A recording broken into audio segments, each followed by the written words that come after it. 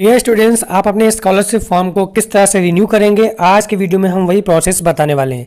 जो छात्र first year में थे या सेकेंड ईयर में थे, ग्रेजुएशन लेवल में या 11th में थे या कह सकते हैं 9th में थे, तो अब उनको नेक्स्ट ईयर क्या होता है, रिन्यू करना होता है फॉर्म फ्रेश, यानी नया तरीका से फॉर्म नहीं भरना होता है। ठीक है, तो वही प्रोसेस चलिए हम बताते हैं इस वीडियो में। बने रहिए हमारे साथ, वीडियो को लास्ट तक देखिएगा। कोई प्रॉब्लम आती है किस सेक्शन में क्या भरना है, इस वीडियो में सब कुछ क्लियर करने वाले हैं।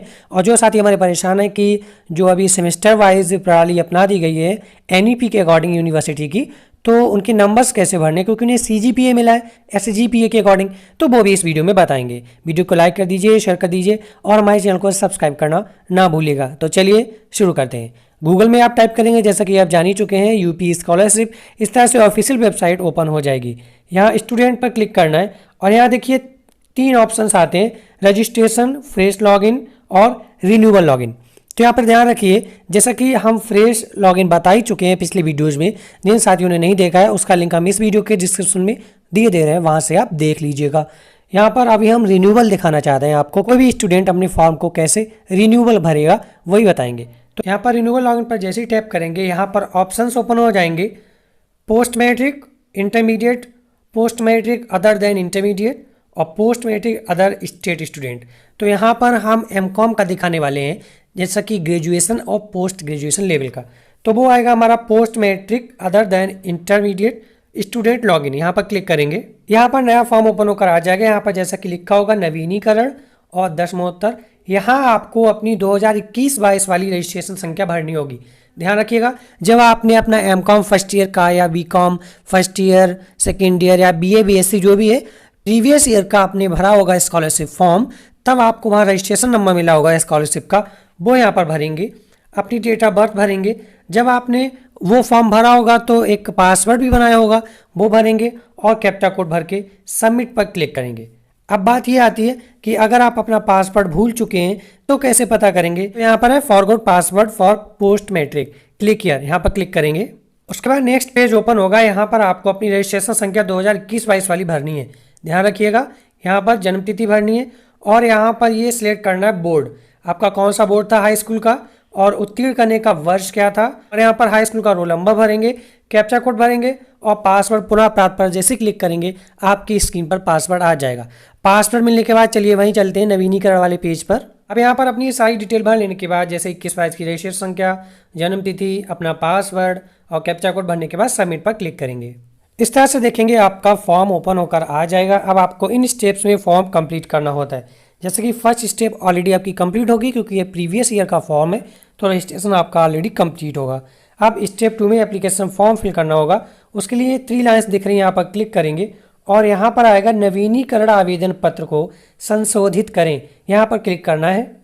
तब आपके सामने ये पेज ओपन होकर आ जाएगा। जैसा कि यहाँ पर रजिस्ट्रेशन ऑलरेडी है, नीचे स्क्रॉल करके आप देख सकते हैं सब कुछ ऑलरेडी सही से फिल हुआ होगा। उसके बाद दूसरा कॉलम आता है शैक्षणिक, यानी एजुकेशनल डिटेल आपको भरनी है, तो शैक्षणिक पर क्लिक करेंगे। शैक्षणिक पर क्लिक करने के बाद यहाँ पर देखेंगे पाठ्यक्रम का प्रकार जो है नियमित है यानी रेगुलर वे में होगा। आपका अगर प्राइवेट है तो प्राइवेट सेलेक्ट कर सकते हैं, वैसे भी प्राइवेट का जो है स्कॉलरशिप नहीं आती है, तो नियमित यहाँ पर सिलेक्ट रखिएगा। उसके बाद यहाँ पाठ्यक्रम का नाम ऑलरेडी सिलेक्ट होकर आएगा जो कि प्रीवियस ईयर में रहा होगा, और यहाँ आपका आएगा वर्तमान पाठ्यक्रम का ब्रांच। यहाँ पर ऑलरेडी ये ब्लॉक होगा, इसको कुछ नहीं करना। यहाँ पर पाठ्यक्रम का वर्ष अवधि ऑटोमेटिक फिल होकर आ जाएगी। जैसा कि आप रिन्यूअल कर रहे हैं तो जो भी आपकी सेकेंड ईयर या थर्ड ईयर पढ़ रही होगी वो यहाँ पर ऑलरेडी आ जाएगी। अब उसके बाद वर्तमान पाठ्यक्रम के प्रथम वर्ष में प्रवेश तिथि, ये भी यहाँ पर लॉक होगी, तो इसे भी आपको नहीं चुना है कि ये जो आपने जब इस पाठ्यक्रम में एडमिशन लिया होगा बीए बीएससी बीकॉम या एमकॉम फर्स्ट ईयर में, तो वो वाली फर्स्ट ईयर की डेट ऑलरेडी पढ़कर आएगी, ये चेंज नहीं हो सकती, तो ये करेक्ट होगी आपकी, जो भी है भरी रहने दीजिए। अब 6 नंबर का आता है कॉलम पाठ्यक्रम के वर्तमान सत्र में प्रवेश तिथि। अब आपको यहाँ पर डेट भरनी है, आपने सेकेंड ईयर में या थर्ड ईयर में किस डेट में एडमिशन लिया है वो डेट यहाँ पर भरेंगे। उसके बाद विश्वविद्यालय में आपका पंजीयन क्रमांक, वो पहले से जो आपने भरा होगा, कानपुर यूनिवर्सिटी है या आगरा जो भी यूनिवर्सिटी है, जो पंजीकरण क्रमांक भरा होगा वो यहाँ पर ऑलरेडी आएगा, वो भी सही है। यूनिवर्सिटी भी आपकी सही है। यहाँ पर राशन कार्ड या परिवार ID संख्या अगर आपकी है तो भर दीजिए, यहाँ पर कोई स्टार नहीं लगा है, कोई कंपलसरी नहीं है। उसके बाद ये कैप्चा कोड भरेंगे और यहाँ पर मैं प्रमाणित करता हूँ पर टिक करेंगे और सबमिट पर क्लिक कर देंगे। इस तरह से आपका शैक्षणिक सफलतापूर्वक अपडेट हो जाएगा, लिखकर आ जाएगा सक्सेसफुली अपडेटेड। अब आपको नेक्स्ट कॉलम है शुल्क संबंधित, तो आपको शुल्क संबंधित पर क्लिक करना है। इस कॉलम में आपको यहाँ प्रीवियस ईयर की फीस फिल होकर दिखाएगी, लेकिन आपको क्या करना है, जो प्रेजेंट टाइम में आपने फीस जमा की है आपकी फी रिसिप्ट पर होगी, वो फीस यहाँ भरेंगे, कैप्चा कोड भरेंगे और यहाँ पर टिक करने के बाद अपडेट पर क्लिक कर देंगे। इस तरह से आपकी ये डिटेल भी अपडेट हो जाएगी। अब आपको गत वर्ष वाला कॉलम भरना है, उसके लिए गत वर्ष पर क्लिक करेंगे। यहाँ पर गत वर्ष का परीक्षा फल, जैसा कि आप अपनी बीए, बीएससी या बीकॉम या जो भी आपका एमकॉम फर्स्ट ईयर का डिटेल है या फिर सेकेंड ईयर का है, वो रिजल्ट देख लेंगे, आप पास हुए हैं या प्रमोट हुए हैं, जैसा है यहाँ पर सिलेक्ट कर लेंगे, ऑप्शंस खोलेंगे, पास, प्रमोट विद मार्क्स या रिजल्ट येट नॉट डिक्लेयर्ड, जो भी है आप पास हुए तो पास पर सिलेक्ट रखेंगे। उसके बाद गत वर्ष की परीक्षा प्रणाली, यहाँ पर बहुत सारे स्टूडेंट अटकते हैं, तो क्या होता है यहाँ पर देखिए वार्षिक परीक्षा प्रणाली है, सेमेस्टर प्रणाली है, तो यहाँ पर देख सकते हैं अगर जो अब यूनिवर्सिटी ने सेमेस्टर वाइज प्रणाली अपना दी है, सिस्टम कर दिया है, तो जिनका सेमेस्टर प्रणाली है तो वहाँ पे सेमेस्टर सिलेक्ट करेंगे और जिनका अभी भी एनुअली रिजल्ट आउट हुआ है तो वार्षिक परीक्षा प्रणाली यहाँ पर क्लिक करेंगे।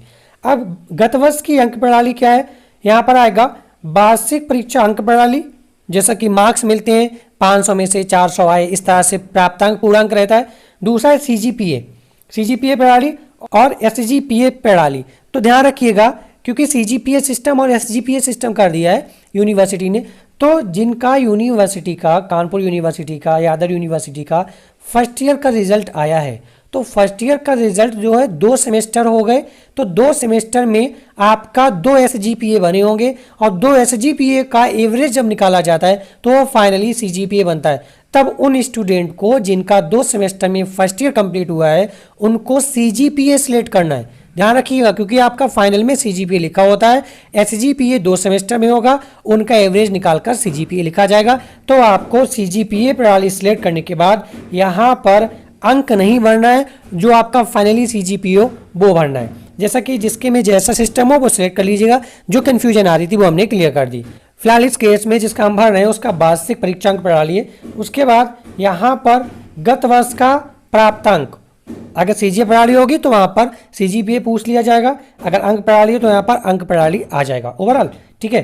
तो गत वर्ष का प्राप्तांक यानी पिछले साल आपको कितने अंक मिले, गत वर्ष का पूर्णांक यानी पिछले साल आपका टोटल पूर्णांक कितने का था, कितने में से, और गत वर्ष का प्रतिशत यहाँ पर भरिएगा और शिक्षण संस्थान का नाम जो भी यहाँ पर हो आप अपना वो भरिए, कैप्चा कोड भरिए, मैं प्रमाण को टिक करिए और अपडेट पर क्लिक कर दीजिए। इस तरह से ये भी आपका सक्सेसफुली अपडेटेड हो जाएगा, यहाँ पर लिख कर आ गया।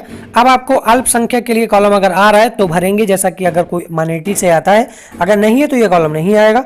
तो जिसका आ रहा है वो यहाँ पर क्लिक करके भर लेंगे और जिसका नहीं आ रहा वो यहाँ पर कंप्लीट हो जाएगा। अगर जिसका अल्पसंख्यक के लिए आ रहा है तो यहाँ पर ये ऑप्शंस आएंगे, क्या भारत सरकार की छात्रवृत्ति योजना में आवेदन किया है, देखिए सेंट्रल गवर्नमेंट का है उसमें आवेदन नहीं किया तो नो रहेगा। यहाँ पर भारत सरकारी छात्रवृत्ति योजना में आवेदन किया ही नहीं है तो ये सारे कॉलम जो है ब्लॉक रहेंगे।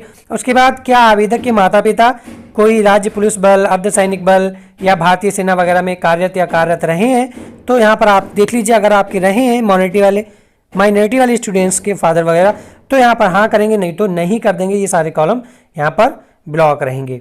उसके बाद यहाँ पर छात्र छात्रा के माता पिता या विधिक अभिभावक संरक्षक की स्थिति जीवित है तो यहाँ पर जीवित, तो यहाँ पर जीवित वाला ऑप्शन सेलेक्ट रहेगा, तो जीवित पर क्लिक कर दीजिएगा, आपके माता पिता जिंदा हैं। उसके बाद यहाँ पर नीचे आएंगे, सारे कॉलम बाकायदा ब्लॉक रहेंगे, कुछ नहीं करना, यहाँ पर ये कैप्चा कोड भरना और टिक करना है, अपडेट पर क्लिक करना है।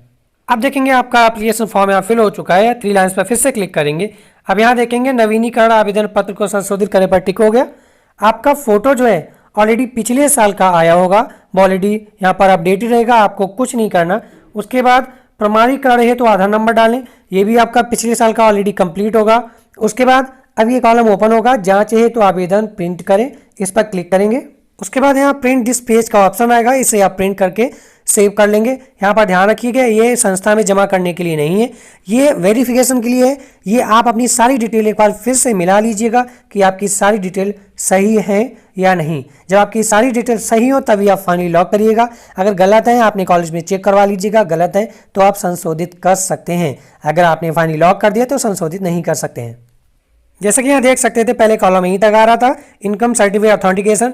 आपको रिन्यूअल में कोई भी इनकम सर्टिफिकेट या कास्ट सर्टिफिकेट ऑथेंटिकेट नहीं करना है, ना आधार ऑथेंटिकेशन करना है और ना ही फोटो अपलोड करना है। आपको करंट ईयर की एडमिशन डेट भरनी है और फीस करंट ईयर की भरनी है और प्रीवियस ईयर का पासिंग मार्क्स भरना है और कुछ भी नहीं करना है। इस तरह से आपका फाइनली यहाँ पर देख सकते हैं, यहाँ पर आपका ये जांच हेतु आवेदन पत्र प्रिंट हो गया। आप आराम से चेक करिएगा, कॉलेज में भी दिखा लीजिएगा।